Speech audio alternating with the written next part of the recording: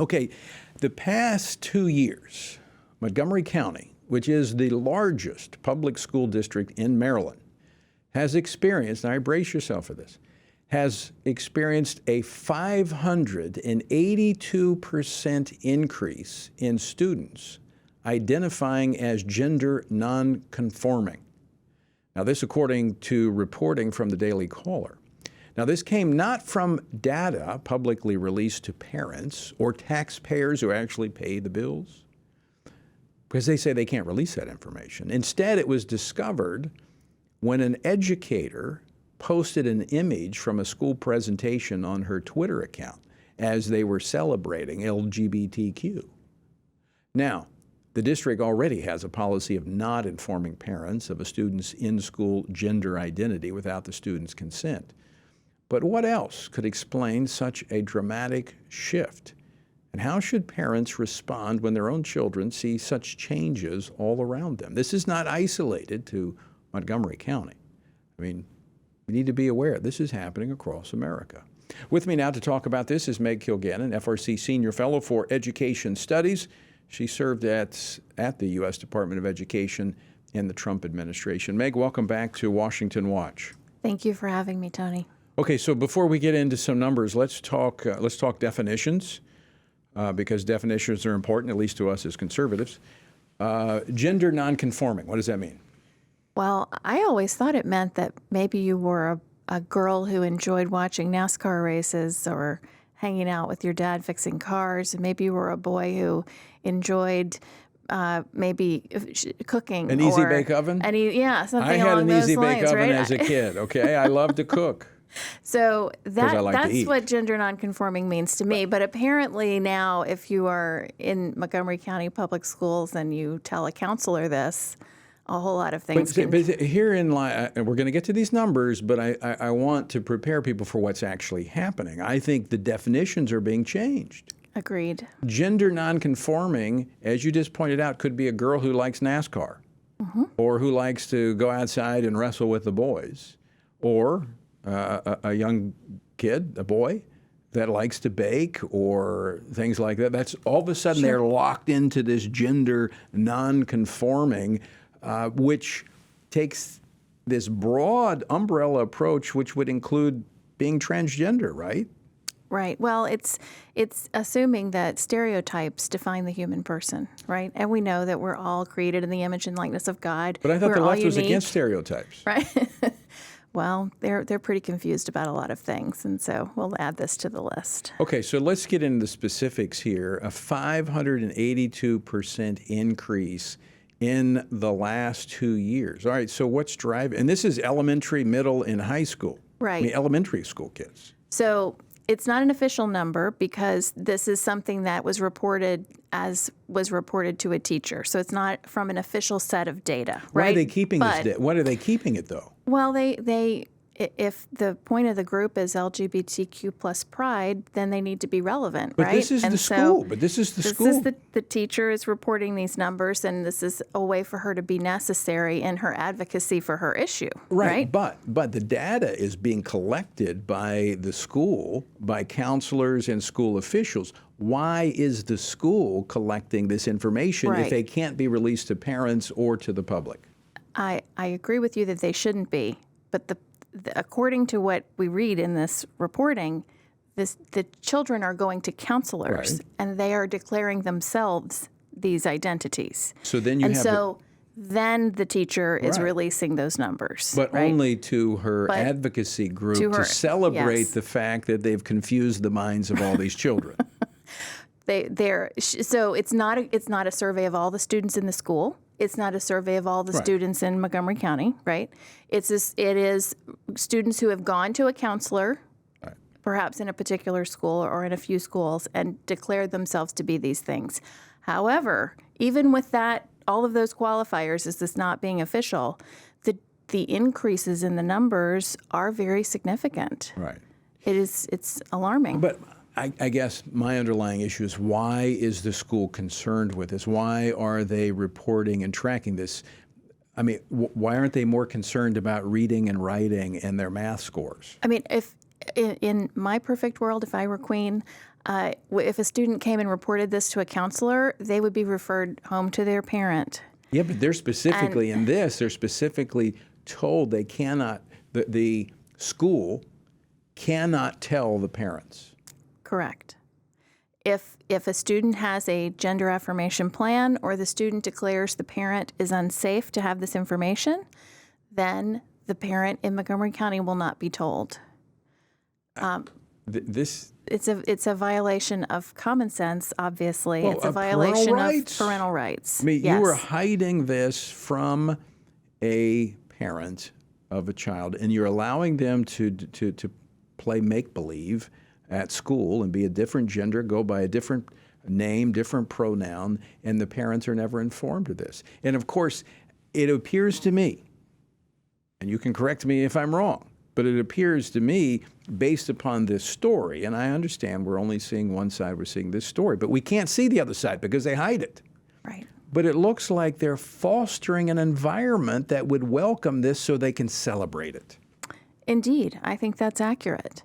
The counselors are obviously taking in the information. They're willing to entertain these questions and explore these areas with students. This when you and I were in school, this wouldn't have been, this kind of conversation wouldn't have been entertained. It would have been inappropriate. It would have been an inappropriate intrusion into your personal life for anybody at the school to discuss this kind of matter with you. And you would have been sent to your parents immediately so that you could work this out, well, right? I mean, we've had the conversation, and our kids were not in public schools. We homeschooled our kids, which I strongly suggest for parents, especially in this day when the schools, public schools, have become cesspools of leftist indoctrination. Now, having said that, I am grateful for Christians who are still going into education and working in these public schools. I pray for them as missionaries. We send them into these places. But I tell you what, the public schools are not for our kids. Absolutely not. We need to have our churches doing, setting up learning centers. We need to look at private school options. We need to look at homeschool options. We cannot allow the minds of our children to be polluted. Now, having said that, I know some folks, they're maybe they feel like they don't have any options. Maybe they don't. How should parents, but it's not limited to the public schools. I mean, this is in the culture all around us. It's even in our churches. How should parents talk to their children about this to find out what's happening? Because a lot of kids, they're not going to come talk to their parents. The parents will be the last ones to find out. How do the parents initiate a protection plan around the minds of their children? Well, the most important thing you can do is be the most important relationship your child has. Is the relationship they have with you as their parent. And with parents are under a lot of pressure. They're working. They're busy. That doesn't excuse you from your responsibility as a parent to parent your child and to who did you sit with at lunch. Who. And I would tell you, parents are a little timid about having some of these conversations about the birds and the bees because they were in their teenage years or maybe even older when they had that conversation with their parents. And so, look, their kids are hearing it. Yes. And so they need to hear the truth from the parents. There's a $1 billion porn industry out there that's going to talk to your kids about sex. Yeah. Whether you like it or not. And whether you think they are or not, it's happening. And so we need to we need to make sure that our children understand God's beautiful plan for human sexuality, the importance of reserving sex for marriage, the importance of how much we value children that are generated within marriage and outside of marriage. We value children. They're important, and we show our own children that children are important by parenting them well and really engaging with them on these important topics. Right. It doesn't mean that you have to tell your children things they're not ready for by any stretch of the imagination, but you do have to make sure that you are aware of the things that they're being exposed to, the kinds of friends that they have, the kinds of conversations that they're having. When you're driving the carpool, just listening to the talk will teach you a lot about what's going on. And that's good. Sometimes you just listen for those kind of phrases and key words, but then also just ask questions. You don't have to tell. You just ask. Ask questions. And kids, depending on I know every child's different, but most of mine love to talk. And you just ask them a question, and they'll talk to you. Right. And I think we need, as parents, we need to be asking these, probing questions to find out what they're learning, what they're hearing, and who's talking to them. Because the term has been used, and I believe it applies in many cases. There's grooming going on. Yes. For these kids. And if we're not protecting them, they're going to be preyed upon. Absolutely. And we need to also remember that the children who are identifying in this way and are entertaining this potential lifestyle choice, or however we're talking about it these days, Tony, they are victims of a lie, of a misunderstanding of what is the human person and what am I for. We are here, we are made for love. We're made for love, in love, for love, by God who is love, right? It goes back to what I was saying before. We cannot shrink back from speaking truth on human sexuality, because the truth is what makes us free. It's what enables us to be fulfilled and find purpose and meaning in life by living by God's design. Right. And considering things from the child's point of view, children have a right that will never conflict with parental rights. Right. Children have a right to life.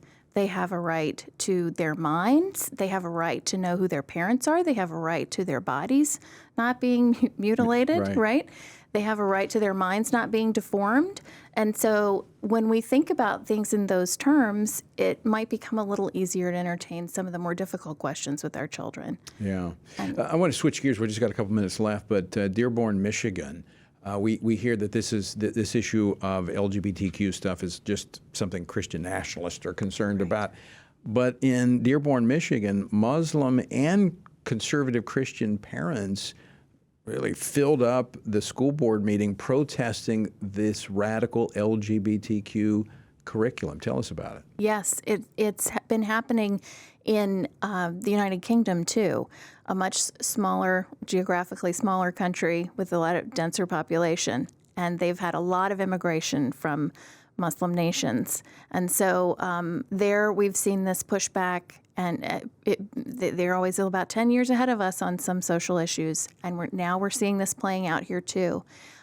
We in my advocacy in Fairfax County, where I lived, we approached the parents of all faiths, and of course parents of conservative faiths, of faiths that have an understanding of the human person and what we're for, do object to these programs. I guess the legacy media is having a hard time labeling these parents as Christian nationalists, being that there was such a large Muslim population. Right. I think they'll get there, though, Tony. Yeah. I think they'll work it out, because you can call anybody a white supremacist these days, regardless of their race. I think they called the gentleman running for the governor of California a white supremacist at one point, right? Yeah. As It was interesting. Speaking of that, it was interesting from some on the left who used the term Christian nationalist, who watched our event last night, interjected the word white Christian nationalists, which we didn't even mention, because that would take out a lot of the people who were there last night,